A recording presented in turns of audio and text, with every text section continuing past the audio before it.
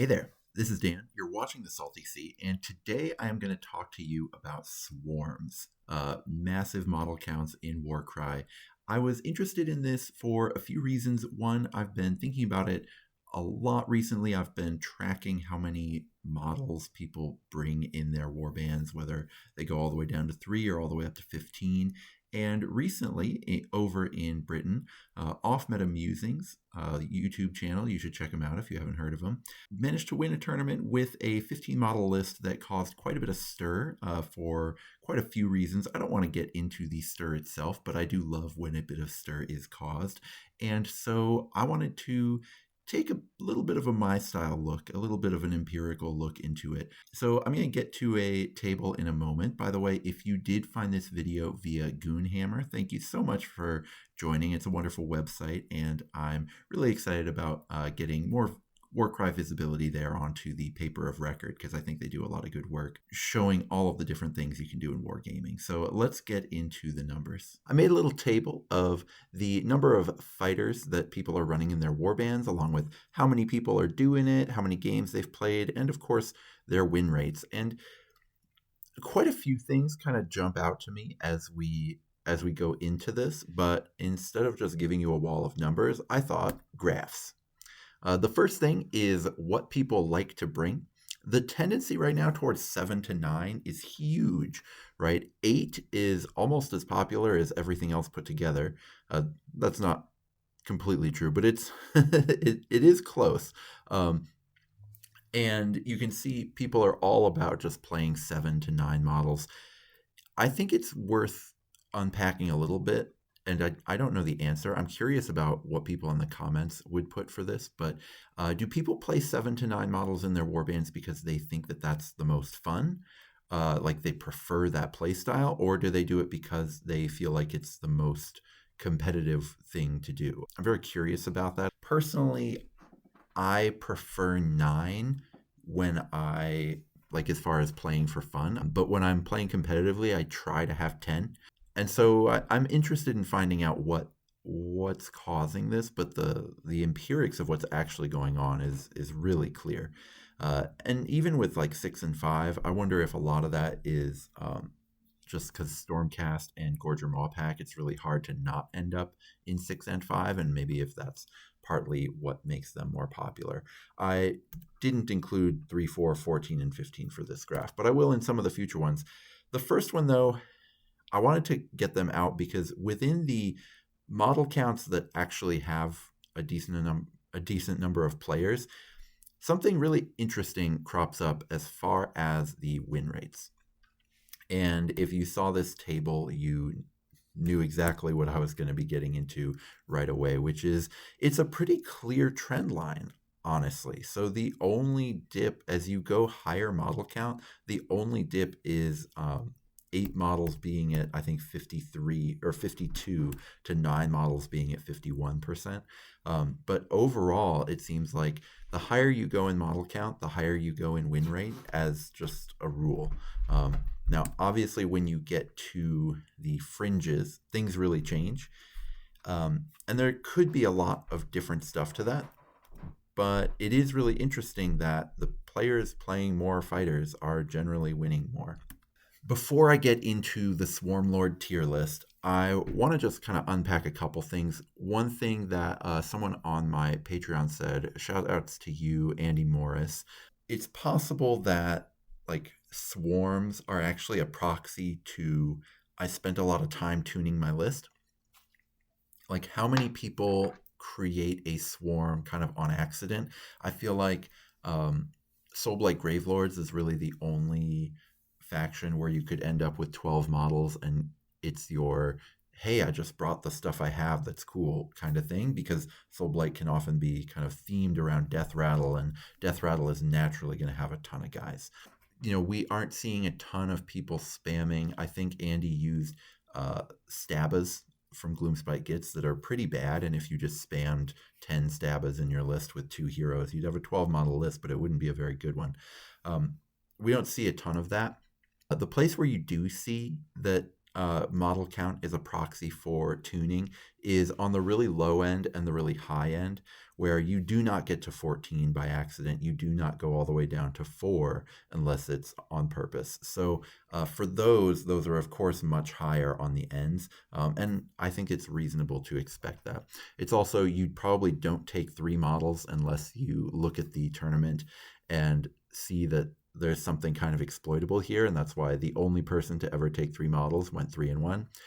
Only 2 people have ever, or only 3 times has anyone ever brought 15 to a tournament. None of the times did they lose a single game. I think the same is true with 14. They went undefeated as well. When the person who brought 14 models went undefeated in the tournament they went to. I do think that should be kind of instructive a little bit. But I will say that those entries were all in packs where the pack was a little bit soft to that kind of approach. Right now in Britain, for example, we've seen enough of the I think it's the Ferocious Gnarlwood 2 pack that they play all the time over there. And uh, every single time there's a big tournament, it's pretty clear that the whole pack is really soft to fast swarms. So a lot of people were talking about how like maybe Royal Beast Flayers are unbeatable in that pack because they're fast and have a ton of bodies. And of course, Spiders being fast and having a ton of bodies. So I think that pack should just be looked at as a fast swarms pack. But it's still, I think, an interesting trend. And across the world, people are playing way more different packs than just Ferocious Gnarlwood 2. And we're still getting this trend line. One quick step, last thing before I get to the tier list. If this whole concept of this video upsets you, if you hate the idea of people swarming all around, there are a few ways to combat swarms, and I completely forgot to put the Bestigor Destroyer here, but the ways that I see doing it, the first is if you have mid-range models that don't suck and can kill chaff. I think Snurk Sourtongue is a great example of this. The Nurgle Nurglings used to be a great example of this.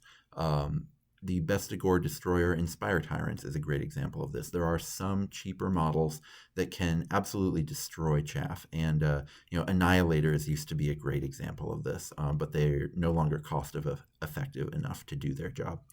There are some ways to like really destroy a swarm warband without having a ton of bodies if you have a lot of different places on the board where you can kill chaff models. The other way to do it is using abilities. And the 3 fighters that I put on the board all do a really good job at it. Warden Kings being able to just for a double negate 2 bodies that they haven't killed yet, and they have a pretty good chaff killing profile as well at the 4425 level. Warden Kings are incredibly good anti-swarm tech to include in your list. The Brute Boss has an incredible ability for negating chaff in that he can actually make it so that none of them count. None of them count for objectives, which is really good at combating their ability to kind of swarm things like that. And so for any mission where, say, there's only like 3 objectives, you can absolutely win even against a massive horde by getting your Brute Boss to the right place at the right time and popping you messing while killing stuff with it. Quiet Pock is the one that I'm looking to out of Hexbane's Hunters. Quiet Pock has the ability to do sort of spread out damage after a hit using just a double, which is really nice. So it's really easy to get high doubles, and on a 5 or a 6, you get 3 damage within a whole 3-inch bubble around what you've just shot. And you do that twice and you've taken out all of the 6-wound chaff. So that could be spiders, Noblars who are everywhere, Stabgrots who are everywhere. So Quiet Pock can be very good against chaff swarms as well. The final thing to combat swarms before we get to the Swarmlord tier list is tournament directors. It can be really hard to make a tournament pack that is not exploitable by either swarms or gutlords, but you can still try to put your thumb on the scale a little bit. You can try to put a variety of different missions. A lot of tournaments right now have like objective missions, kill missions, but where it is like a blood tally at the end of the round. So Resurrection just cheats the scoring. And so and then the objectives will be like fairly close together too. So it's like the objective missions don't punish someone who went, yeah, I brought a gut lord and a mega boss, deal with it, because the objectives are close enough together that the gut lord and mega boss can kill everything. And then, so the swarms are really good on those missions, but the sort of hyper punchy ones aren't that bad on them. And then the kill missions, of course, favor hyper punchy warbands no matter what, but they also don't punish the swarm warbands because the swarm warbands are resurrecting, so they're cheating the scoring. So actually what you're doing is you're killing mid-range warbands on both instead of creating an incentive by making variety more important, right? Like the swarm warband isn't as afraid of the kill missions as they should be, and the sort of double titan warband isn't nearly as afraid of the objective missions as they should be, right? So as a tournament director, you can think about that. You can throw every ferocious gnarlwood to kill mission into the garbage, right? Because all of them are terrible because of the scoring. You can push your objectives further apart, or you can do things like that, or you can have more objectives if you're afraid of just two titans crushing everything. Like you can have 5 objectives instead of 3. There are certainly things that tournament directors can do, and that if you're ever running a Warcry tournament, feel free to just drop me a line either on Discord or in the comments on this video. I'm happy to point you to kind of kill missions that don't let swarms off the hook, objective missions that don't let titans off the hook, anything in between. Let's just get to the tier list now, because tiers are what everyone loves, and it'll let us kind of get into what each warband can do for this. We're not in any kind of real order or anything. I think this was once in alphabetical order, but then they added too many other factions. So, Beasts of Chaos. Beasts of Chaos have a pretty good chaff model in Gores. And so you can just run a bunch of Gores, but Beasts of Chaos don't do anything busted with a bunch of Gores, right? Gores are incredible at running errands and supporting your big things, but they're not going to be sort of the meat itself. They're not coming back. They're not doing any kinds of like really busted abilities. So, shout outs to Cody, who I love on my Discord. He showed that you can run a Doom Bowl of Blessed Vexmore and 9 Gores for an 11 body warband, which does feel kind of swarmy. I would say 11 is the fewest you can have and call yourself swarm, but it doesn't really feel swarmy because the Doom Bowl and the Blessed Vexmore are the ones doing the real work there. The rest are just kind of supporting. So I think it goes in B tier for can you make a Swarmlord list, because you can make a list with a lot of bodies with Gores, and they are really good at supporting that, but that's kind of it, right? It's not like a swarm, it's just lots of good support. So they get to B tier because Gores are good, but that's it. Bone Splitters, nobody plays them, so we won't talk about them. Corvus Cabal. The thing that is good in Corvus Cabal is the big bird. And so you're not really going to be swarming with them. You could. They have some guys who are not too expensive, but a 65-point chaff is not swarmable, really, unless it's very special 65-point chaff. And so, they at least get here because they have a 65-point fighter who doesn't suck completely, but that's it. Cypher Lords. Their cheapest fighter is 70 points, which is reasonable here. You can get a lot of bodies if you run a bunch of them. I don't know why you would. I'm actually going to put them down to D. Darko Savagers have some reasonably costed cheap fighters, so I can't put them in D, but the thing you're doing in Darko Savagers has nothing to do with your fighters, right? You want to be getting those kills or spamming those wild dice, and cheap fighters don't do either of those. Daughters of Cain, you could run a million Witch Elves, but even at 65 points, that just doesn't stack quickly enough. The difference between 65 and 60 points as far as making a spam list is massive, because once you're committed to, say, pushing 8 of those bodies out there, That 40 points really matters as far as like what else you can put in the list. And to really be swarming, you need to have at least like 8 or 9 of just your chaff model to really start counting. And so yeah, 65 is, you could do it, but there's really not much there. Flesh Eater Courts seem like they should be up in B tier, but really they're down in C because, again, you have nothing to leverage your bodies, and ghouls costing 60 now instead of 55 really hurts like what you can achieve with them. Fire Slayers do get to come up in B. Maybe I even put them in A. Now, I had just got done saying 65 points is way too much to call it a swarm, because once you've got 10, 8, 65 point chaff, it's so much more expensive, right? The thing is, when your 10 65 point chaff are T5 12 wounds, that becomes a little bit more interesting. 10 archites or Volkites, 10 Volkites at 12 wounds each, toughness 5.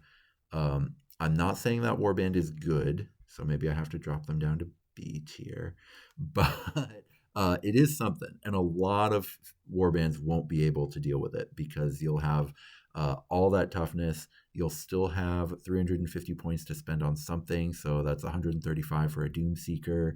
That gives you, what is that, 215 for another fighter. So then you'd have 12 bodies. 10 of them are these things, and then the last one, I don't know, a Kurnoth Huntmaster or something that can fight, right?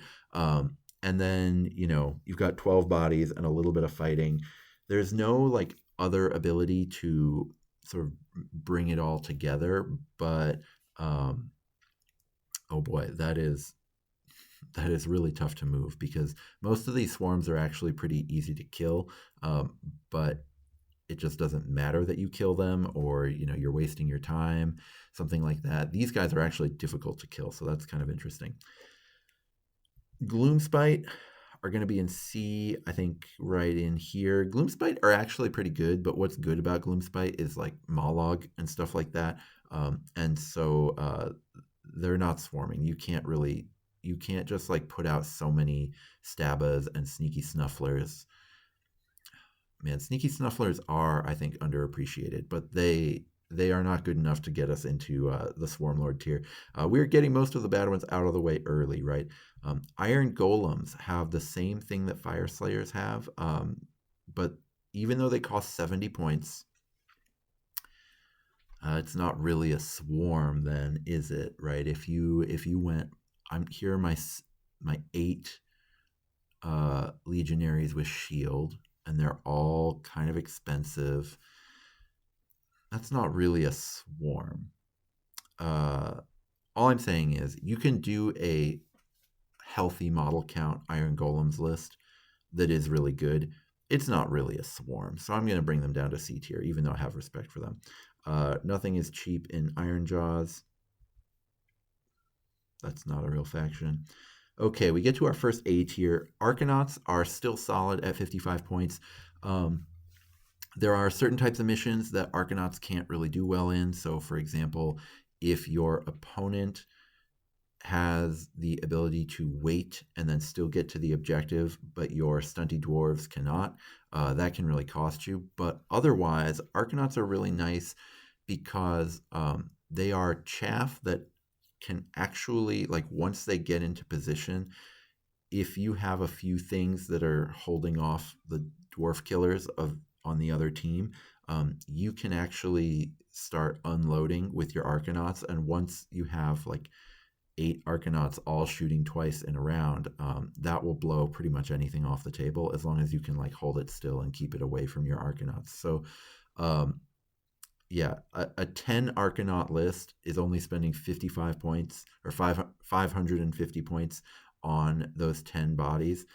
So for the other 450, you can just pick whatever 3 fighters you want for, an average of 150 each. And, have those be kind of the holding things in each deployment. And now you've got 13 bodies, really hard to deal with, and that can be pretty good. um, I hate suggesting that, but I do think it's really strong, and I definitely approve. I don't think it goes in S tier, but it is solidly A on the Swarmlord tier. We don't talk about Corn Demons. Corn Bloodbound, definitely better than anything in B here. Not as good at this as KO is, but man, Bloodbound has the cool thing where anytime, if you're in pure Bloodbound, anytime a friendly fighter dies, you get to roll a dice and you get to deal damage if you get a 4-up. This isn't actually a very good battle trait. I have played it and found it to not be very good, but it comes along with the fact that Blood Reavers are just reasonable on their own, and they're extra reasonable when you run 10 of them. They are 65 points, which, as I said, 65-point chaff is just a lot harder to spam than 60-point chaff, but it's still something where, 10 Blood Reavers for 650 points, they do have that 4th attack so that they can put some real damage out there as long as they aren't being countered, right? Blood Reavers completely die to counter, but they've got the 2 extra wounds. They've got the same profile and the same points as a Witch Elf, but with 2 more wounds. And those 2 extra wounds do actually really matter when it comes to dying to counter. And of course, if you're super swarming, you'll just find that you get countered way, way less. So the fact that you get countered less and you get to reflect back some damage when the Blood Reavers die, I've found that the first couple times that happens, it doesn't really mean much. But if you have, 12, 13 bodies, that's going to mean a lot more. It weirdly means more than twice as much. I know it doesn't, mathematically it doesn't, but in terms of the effect that it has on the game, the sort of marginal usefulness of the damage increases over time, right? So if you do have like 10 Blood Reavers in a list, the other 350 points can be put to good use, especially like if 205 of those points are spent on a Korgorath. You can definitely put them to good use. There's like, it's not the most broken battle trait, but it's solid. Cruel Boys are in A tier, or in S tier. People don't think of Cruel Boys as a Swarm Warband because they're so good at other things. And they're also, one thing that Cruel Boys are really good at is being bad, which basically there's a lot of cool stuff you can do in Cruel Boys because of how the list building works. Warcry is so well designed this way. I love Warcry. Basically, like, you can get all kinds of weird underworlders and cool flavor stuff into your Cruel Boys warband that tempts you to bring the model count down to 8, 7 sometimes. 9 is common, just because there's lots of cool abilities and cool flavor that is available to you. But if what you want to do is just throw a ton of stab grots onto the board with a few gut rippas, you can do that. And this can be a Swarm Warband that is actually like kind of textural and flavorful. So for example, you could have, you could start with 6 gut rippas, and that is 75 times 6 is going to be 300, I think. And then 450. 75 times 4 is 300. So 450 plus another 6 stab grots is going to get you to a pretty high model count, but you've already got 12 fighters and you've got 280 points left to spend on things, right? So you could sort of drop 1 gut rippa, and then you have real points that you can actually get a Titan and a cheap hero, something like that.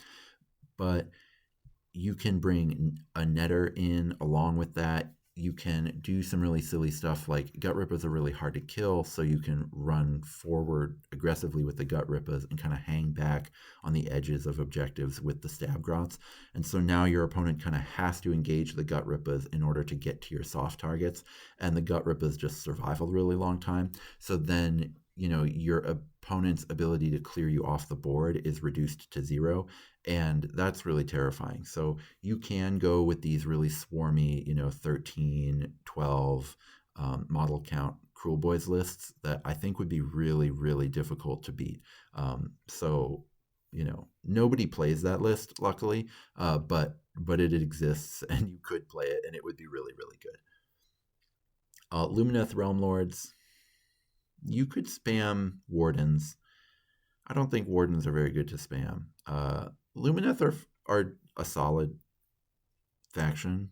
They've just been kind of middle of the road. They're the best elf faction. They've always been the best elf faction in 2.0. Being the best elf faction doesn't say much, though. It means they've always kind of been middle of the road. They've got the 65 point range 3 chaff. Still not very good. You're not really leveraging it in any interesting way either. Like, there's nothing particularly busted about just having a bunch of it. The place where those wardens become really good is when you have expensive guys in front of them and the wardens can hit from behind the more expensive things, which, of course, if you're running like full swarm, you're not really doing. And if you want, you can include a whole bunch of like stone guards too, who are a little harder to kill than the wardens are. But the problem is stone guards are 85 points, so it's like where Cruel Boys are giving you 75 point gut rippas and 45 point stab grots. You're trying to do something similar, but with like 85 point and 65. But it is doable, right? You could have an all cheap guys Lumineth warband, and it would be okay. But yeah, Night Haunt is simply not a chaff warband. Night Haunt is good, but they are not about their chaff. Nurgle used to be up here. Now they're, I would say, right here. Plague Bearers are still playable. If Nurgle had more going for it, I would say you could really do stuff with having a ton of Plague Bearers. But at their current points cost, 60 points, they aren't durable enough, and you're probably not reacting often enough. They don't have any abilities that really like make it interesting. What used to be interesting about Plague Bearers was they were just really points efficient, so you could just get more value out of them than your opponent kind of realized that you could get. So now that they're not points efficient, there's no like ability that leverages what they do on the board.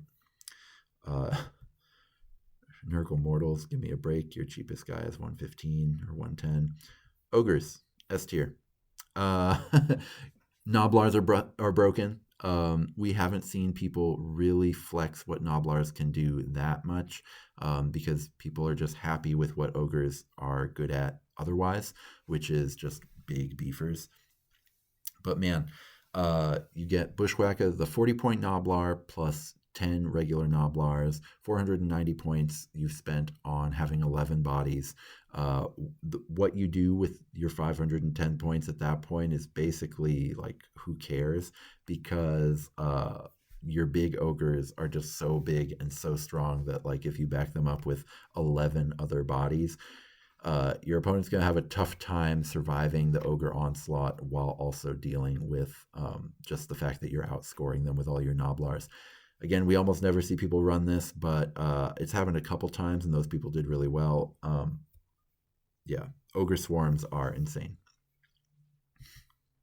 Solid top of B for Ossiarch Bone Reapers. They're basically just better Fire Slayers. They do have 2 fewer wounds, but they have better support and they're 5 points cheaper.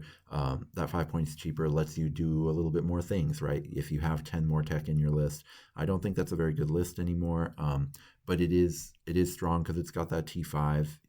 It's going to be hard to clear off the board, and then you still have room for like a stalker or something. You don't have abilities that really, leverage them too much, but at least you have a movement triple that can get them around the board a little bit. So they're not bad.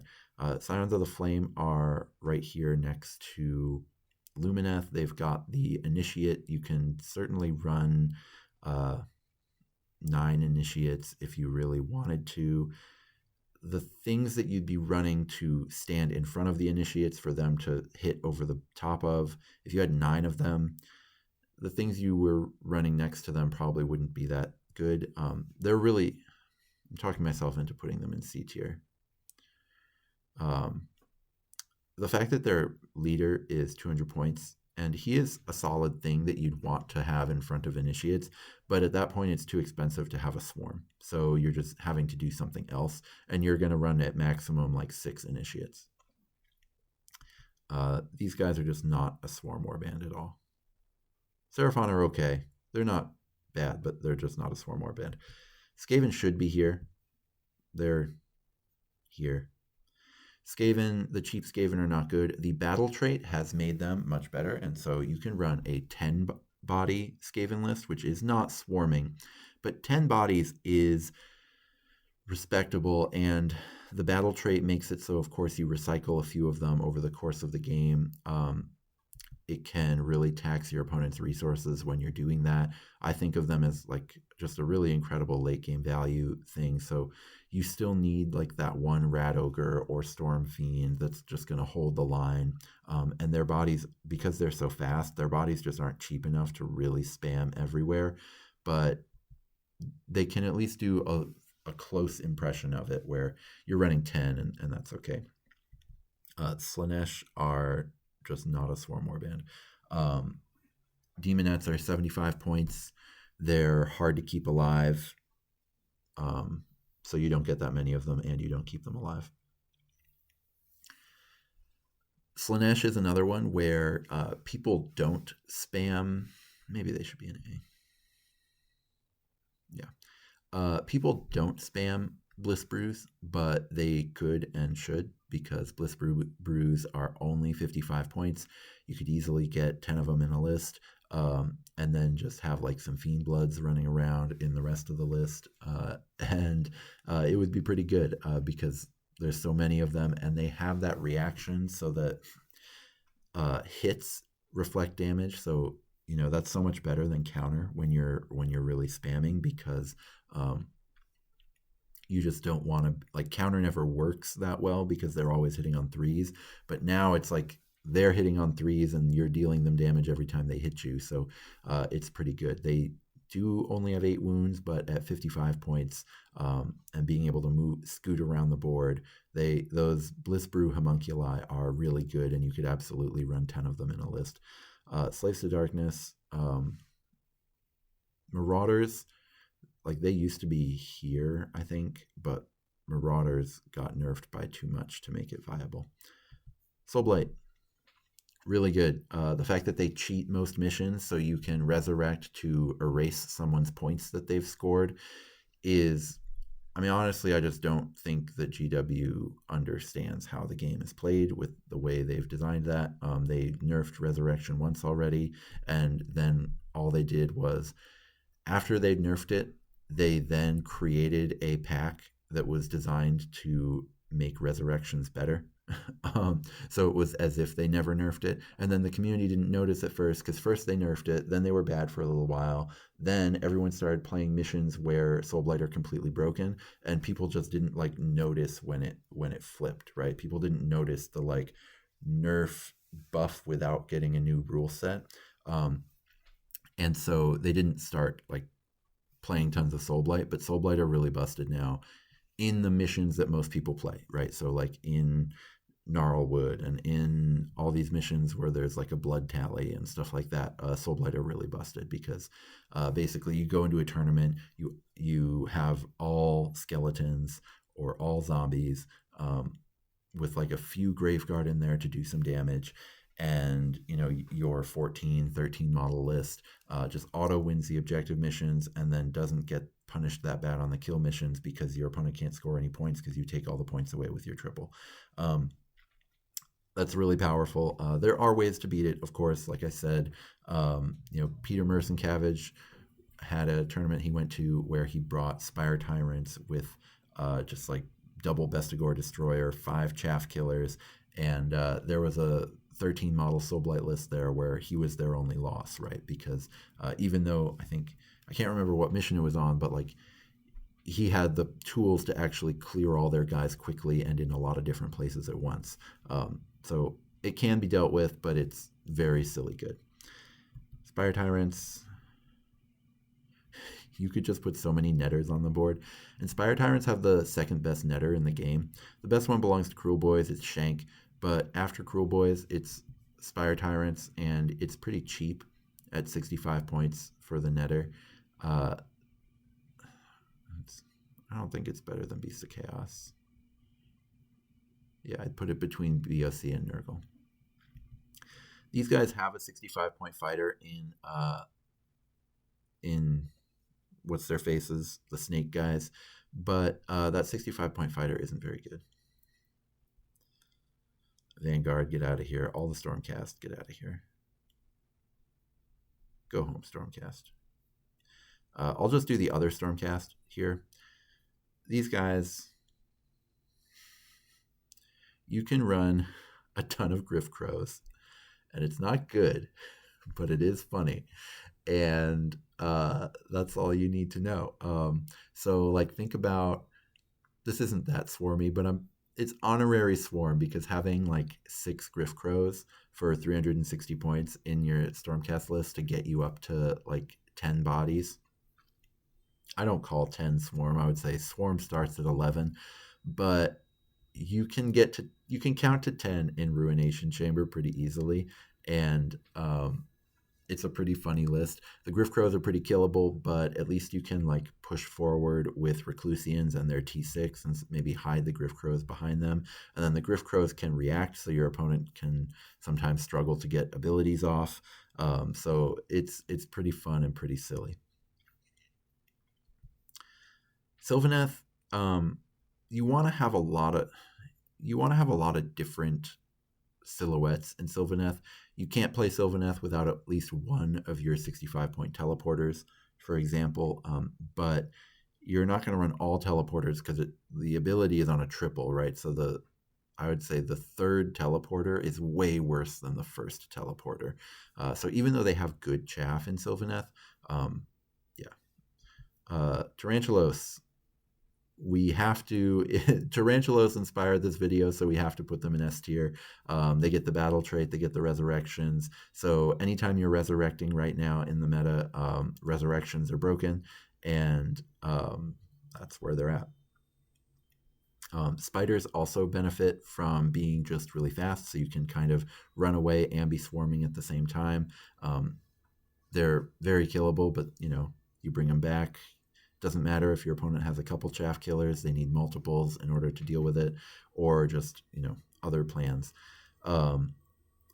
Into Demons of Tzeentch. Technically, you could run a bunch of horrors. So you can run a list with a healthy body count that then splits a lot, that then maybe feels swarmy by the end of the game.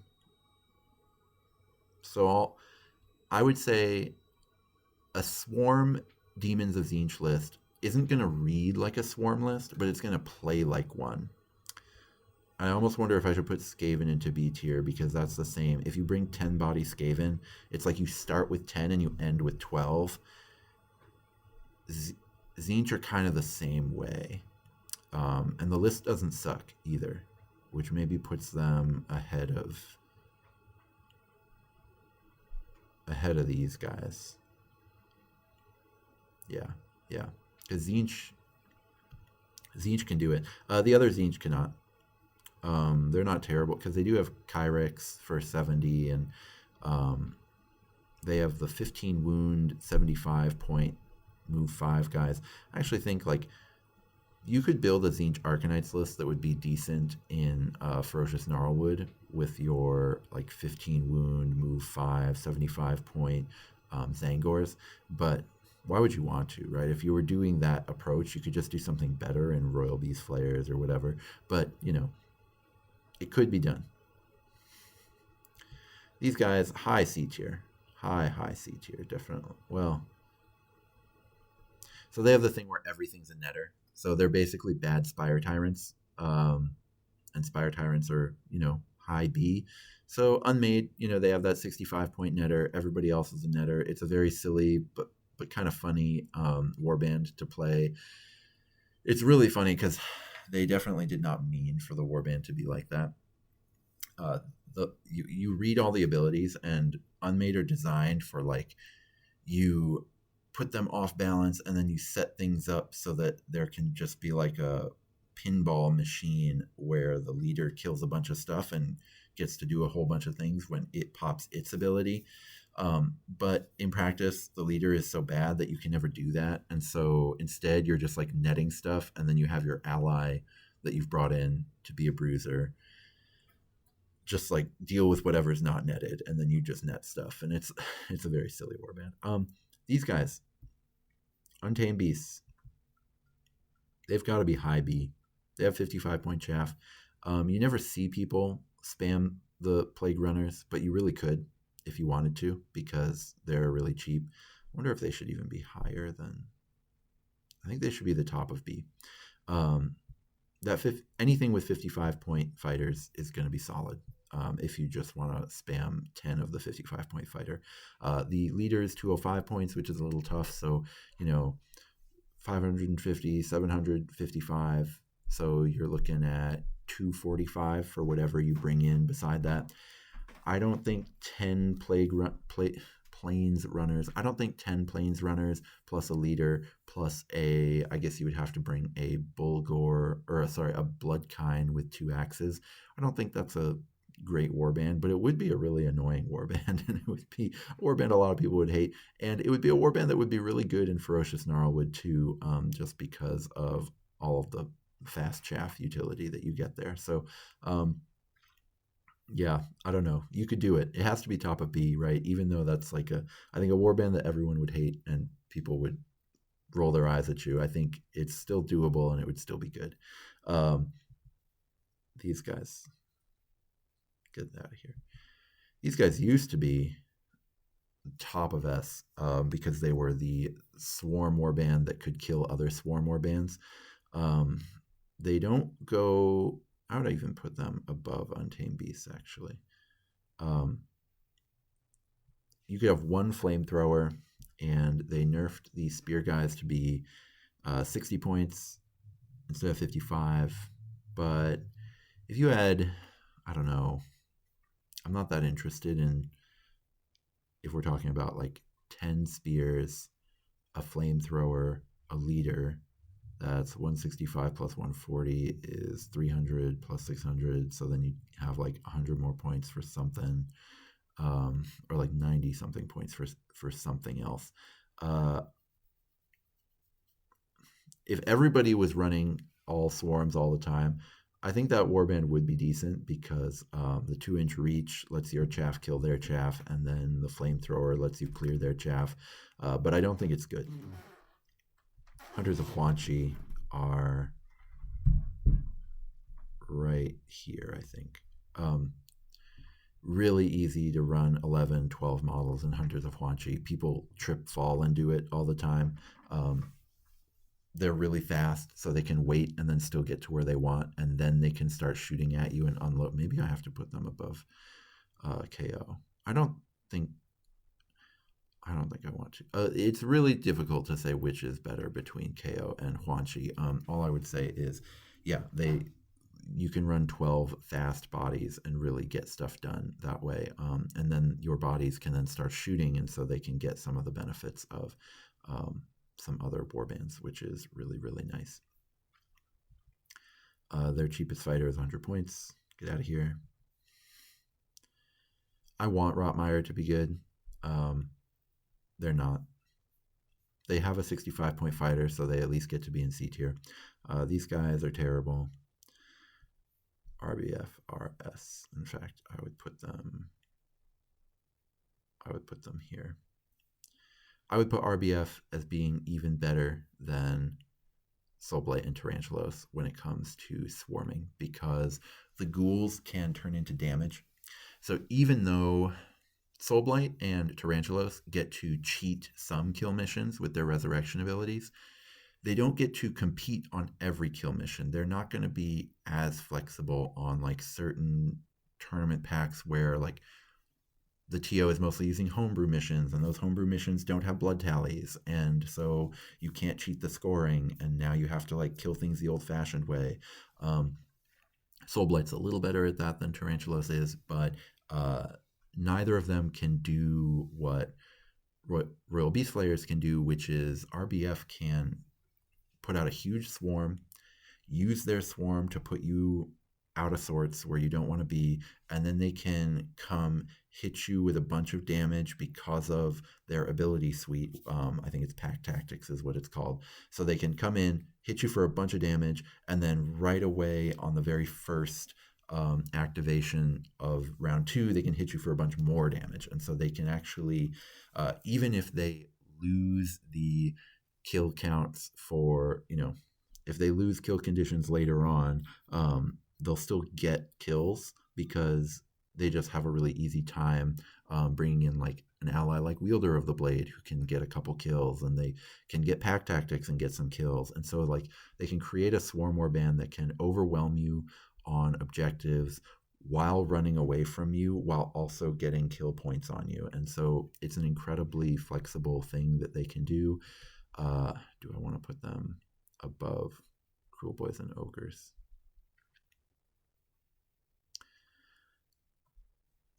Yeah. Because people actually have run this.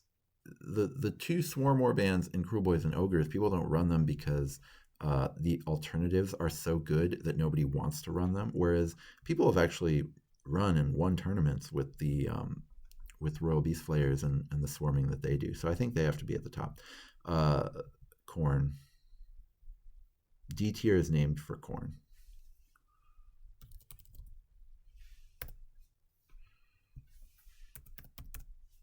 Elves and corn.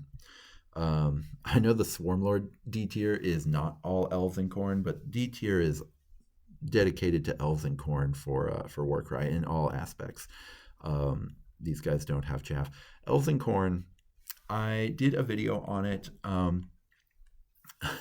If you like that video, go over there and put a comment on it. I think it had a little bit lower click rate because I think it bummed people out, which is reasonable because nobody wants to think about how bad elves and corn are in Warcry, but that is the thing. All right, so these guys have a 55-point model, so they can't be any lower than B tier, but they're not good. The 55-point model doesn't do anything because their abilities are non-existent. So all you would be doing is just running bodies for body's sake, not like leveraging them in a way that everybody else does. So I would actually even put it below Stormcast, but it can't go any lower than B because 55 points is 55 points. These guys, their win rate is really bad, but they are legit. You can run a bunch of Steel Helms, hustle them up the board with a Great Herald, and then have just like a couple like Rune Mark mix and matches to give them a ton of like just a ton of toughness and cover and the ability to play reaction control with them. So imagine if you played just a bunch of Steel Helms, a Great Herald. You need the Vulcan Rune Seeker's leader as an ally, just for like a little bit of a rock who can actually deal some damage. And then he has the rune marks that they actually feed off of, which is really cool and really funny. And you can flavor it like he's a cool little mercenary, right? This guy, actually not Whippy Dwarf, the leader, but you can flavor it like he's a cool little mercenary, and it's a lot of fun. So Caesar Sigmar can put together a pretty solid little swarm list. They are 60 points. Man, should I put it? Because Horns of Hashut are like more theoretical and only good in an also swarm meta. This list is actually good because Great Herald can give free movements, and then you can play reaction control. So this list actually does something. I think it's the best way to play Cities of Sigmar now, too, is to run a bunch of swarms with a Great Herald and a Vulcan Runefather. But you never see people do it because it's a little bit complicated and it's not what people want to do. What people want to do is like run 2 war hulks and stuff like that, and that's not what you want to be doing. But they are good at swarming. I actually might even put them. No. They're bottom of A. Dispossessed. Dispossessed don't get the numbers to swarm. The whole thing that's good with Dispossessed is that they can put a healthy number of bodies, but not too many bodies. If you have too many bodies, you don't get to have the combo pieces, but you do get better at comboing. Basically, Dispossessed are interesting because they dominate the activation wars, but they aren't swarming in order to do it. They spend turn 1 running up to where they need to be, and then every other turn after that, they spend the whole game waiting. And basically, it feels like you're losing an activations battle, even though they have the same number of bodies as you. And especially, they get to like put pressure on you with their big allies and then wait you out for the rest of the game, which is a really activation powerful playstyle because they can try to drop your activations first and then leverage their own activations second. So it feels like you're playing a swarm when you play against Dispossessed, but their body count is not actually swarmy. So I guess given what I did with Tzeentch and Skaven, Dispossessed are just the better version of that. So they would come up to the top of B, but they're not. It's not a true swarm list. I refuse to put them in A because they're not actually swarming. They're just making you feel like you're being swarmed. These guys, cheapest fighters, 95 points. Get out of here. Oh my God, you're in the bottom. S tier. I would say right here, right after Royal Beast Flayers. Cruel Boys Monster Killers, you just run 10 eggs. Your opponent can never move. It's really funny. Basically, as soon as they move, you react. And then if you roll a 5 up, they can never move again. Even if you don't roll a 5 up, you deal 2 damage and keep it pushing. So it just like completely changes how they have to play. It just ruins their whole life. It's really funny. So Egg Grots, I hate them. I think they're so bad. I really underestimated them when they came out because I was like, this is the least points efficient chaff model you'll ever see. But the point isn't the points efficiency. The point is the reaction. And so, man, it's a silly list, but you can run it, and it is really, really good. And people have won tournaments with it. Just running out like 10 Egg Grots. Don't run 10 Egg Grots, please. For the love of God, don't run 10 Egg Grots. All right, Wildercore are crazy because this isn't even their best build. They can run this swarm build that basically does what Royal Beast Flayers does, almost as well as Royal Beast Flayers does it, plus you get to be running dogs, which is busted in and of itself. And the crazy thing is that's not even the strongest way to run Wildercore.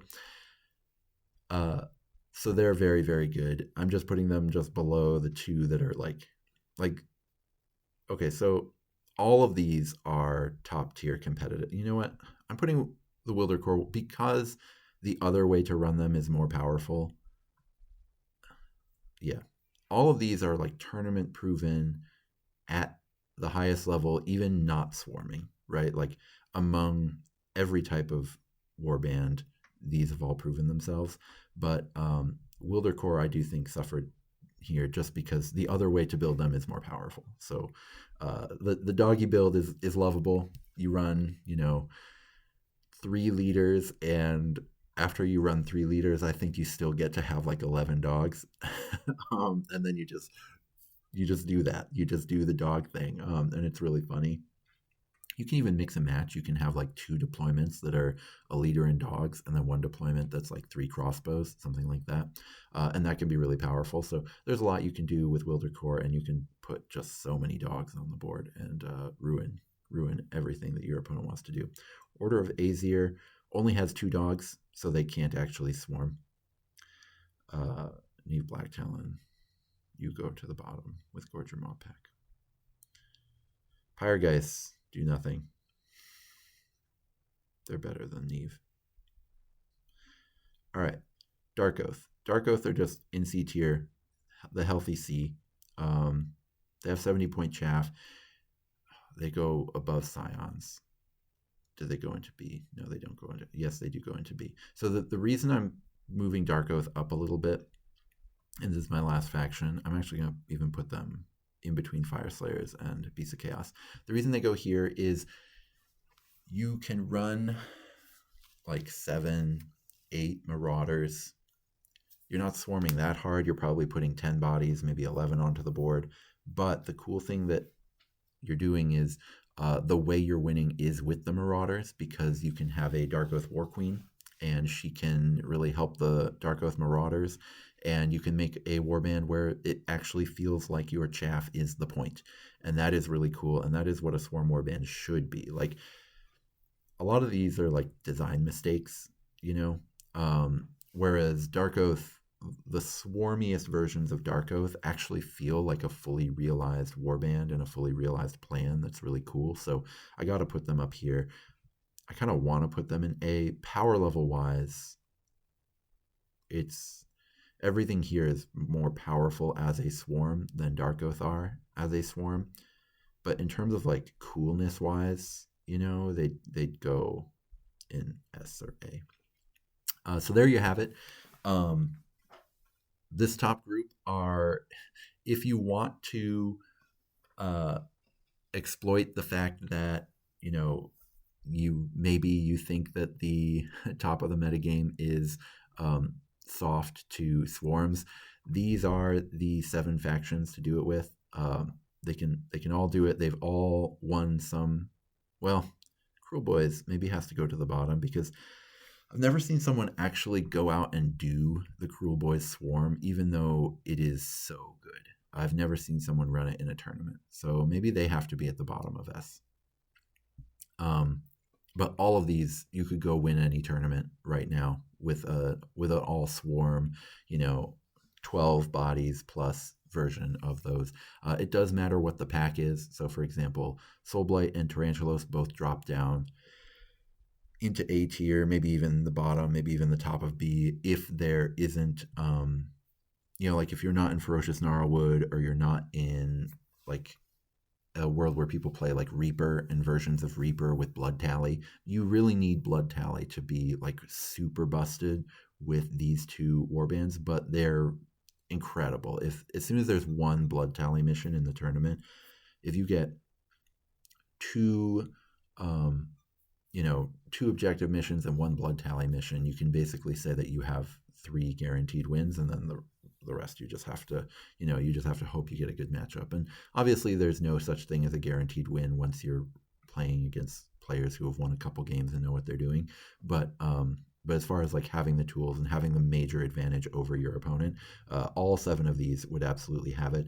The ones over in A are more theoretical, or more or just like a little shakier. Like there's nothing theoretical about how KO works. Like I've seen it on the board because I've piloted KO, and I've never run more than 7 Arcanauts, but I've seen that you could run 10 or 11 Arcanauts and really kick some ass. But they're just a lot shakier than the strategies up here. But you can absolutely swarm it up with any of these and do really well.